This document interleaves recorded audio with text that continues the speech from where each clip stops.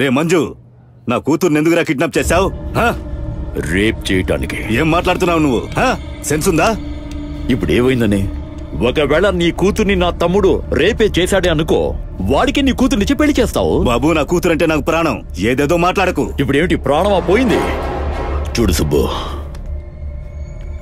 నీ కూతుర్ని నా తమ్ముడు కిడ్నాప్ చేసింది ఆ సూర్యాని వేసేయడానికి. అది అర్థం చేసుకో దయచేసి. సూర్యాని వేసేయడానికి ఎంత బిల్డప్? నీ దగ్గర ఎక్స్ట్రాడనరీ ఐడియా ఏదైనా ఉంటే చెప్పు, మేము తప్పకుండా వింటాం.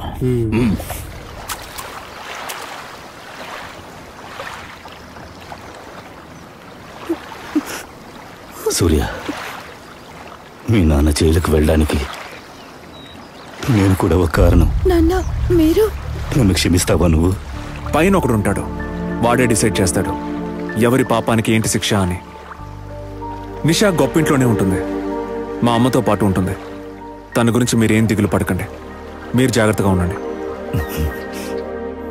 మా ఇంట్లో ఉన్న పత్రాలన్నీ దొంగతనం చేసి ఇదంతా చేసింది కృష్ణ అని నాకు బాగా తెలుసు. మీరు వాడి మీద ఒక కంప్లైంట్ ఇస్తే మీరు నిరపరాధని ప్రూవ్ చేస్తాను సార్. నేను చచ్చినా కూడా ఆ పని చెయ్యను. ఎందుకు మీ అక్కయ్య కొడుకు మీద మీకు అంత ప్రేమ? తను నా అక్క కాదు, నా తల్లితో సమానం. నన్ను పెంచింది, చదివించింది, నా పెళ్లి చేసింది. వ్యవసాయాన్నే నమ్ముకుంటూ జీవనం సాగించాలనుకున్నాను. పొలాల్ని నమ్ముకుని బతికాం. మాకు కావలసినంత డబ్బొచ్చింది. మా బావ దగ్గర ఒక ప్రింటింగ్ ప్రెస్ ఉండేది, దానికి కొంత పెట్టుబడి పెట్టాను. ఒకరోజు ఏమైందంటే ఆ ప్రెస్లో దొంగ నోట్లను ముద్రించడం నా కళ్ళారా చూశాను. నా బావ నా మాట వినకుండా రాత్రికి రాత్రి ట్రైన్ కింద పడి ఆత్మహత్య చేసుకున్నాడు.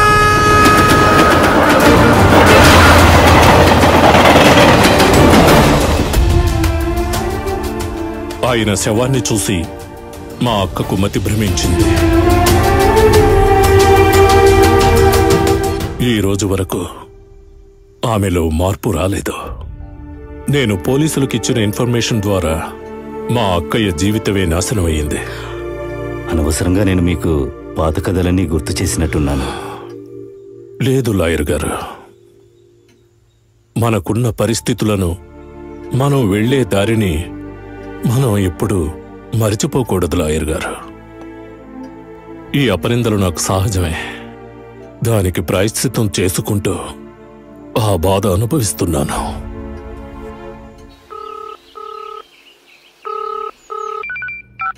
చెప్పు కృష్ణ. కాపాడు సూర్య, ప్లీజ్ సూర్య, కాపాడు సూర్య. ఏమైంది? నేను డబ్బులు ఇవ్వలేదని నన్ను ఎక్కడో కిడ్నాప్ చేశారు. చంపేస్తారు సూర్య, నన్ను చంపేస్తారు. నేను మాట్లాడతాను. వద్దు సూర్య, నువ్వే ఇక్కడికి రావచ్చు కదా. కాళీమాత గుడి దగ్గర ఉన్నాను. త్వరగా రా సూర్య, త్వరగా రా. రా రే బాబా. చెప్పు. సూర్య ఒంటరిగా చిక్కితే వాడి చెమడాలు ఒలుస్తానని చెప్పావు కదా, వాడు సింగిల్ గానే వస్తున్నాడు. ఎక్కడ?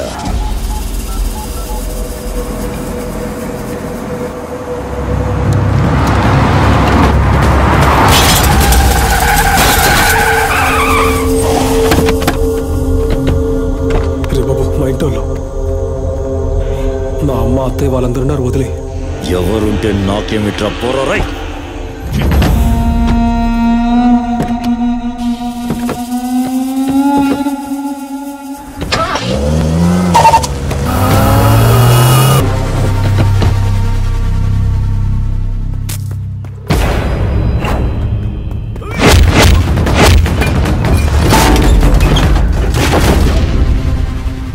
నీ తమ్ముడు కూడా ఇదే మాట చెప్పాను బాబు. ఆడవాళ్ళ మీద అటాక్ చేసేవాడిని మగాడు అనరు. ఏమంటారో నీకే బాగా తెలుసు అనుకుంటా. సూర్య, నీ వెనుక ఉన్న వాళ్ళను చూసుకుని నువ్వు ఇంత ధైర్యంగా మాట్లాడుతున్నావా? ఈ ధైర్యం పుట్టుకతోనే వచ్చింది. ఇది పెద్దింటి వాళ్ళ పవర్. నీ వెనుక ఉన్న వాళ్ళంతా డబ్బు కోసం వస్తారు, వీళ్ళు ప్రేమ కోసం వస్తారు. ఈ డైలాగ్లని నేను చిన్నప్పటి వింటున్నా. మగాణ్ణి, అందుకే నీ ముందు నిలబడి మాట్లాడుతున్నా. మగాడివి నువ్వు. పుట్టినప్పుడు బర్త్ సర్టిఫికేట్ అని ఒకటి ఇస్తారు. అందులో మగ ఆడ అని 2 కాలమ్స్ ఉంటాయి. అందులో దేని మీద టిక్ చేయలేదురా. నిన్ను ఒక డౌట్ తోనే పెంచారు. నేను పుట్టినప్పుడే నర్సుకి కన్ను కొట్టినోడ్రా. నన్ను కొట్టాలంటే ఫోన్ చేయి, సింగిల్ గా వస్తాను. అది మానేసి ఇదేంట్రా ఫ్యామిలీ గిమ్లీ అంటే ఓల్డ్ స్టైల్. నా పాత స్టైల్లోనే నీ కుటుంబ గౌరవాన్ని కొడతాన్రా, చూసుకుందా. నేను లేనప్పుడు నా ఫ్యామిలీని టచ్ చేయడం కాదు, నేను ఉన్నప్పుడు టచ్ చేసి చూడరా.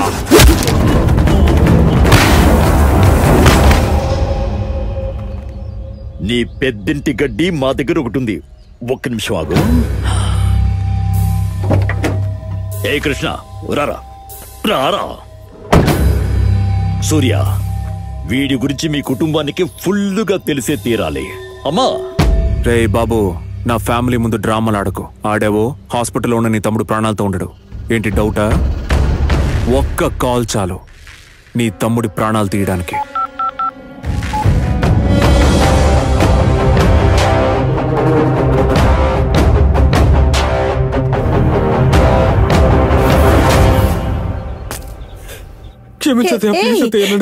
ఏమిటిదంతా? చేసింది తప్పని తెలుసుకున్నావు కదా, ఊరుకో. ఇలా చూడు, క్షమాపణ చెప్పాల్సింది ఇక్కడ కాదు, వెళ్ళి మీ మామయ్య దగ్గర చెప్పు. ఎందుకురా? అత్తయ్య కొట్టకండి. కృష్ణదేం తప్పులేదు. వాడిని కన్ఫ్యూజ్ చేశారు. వాడి పక్కనున్న వాళ్ళు మంచివాళ్ళు కాదంతే. ఇలా చూడు సూర్య, వీడు వీళ్ళ నాన్నలా తయారవ్వకూడదు. వీణ్ణి నీతో పాటే ఉంచుకో. వీణ్ణి ఒక మనిషిగా మార్చే బాధ్యత నీదేనయ్యా.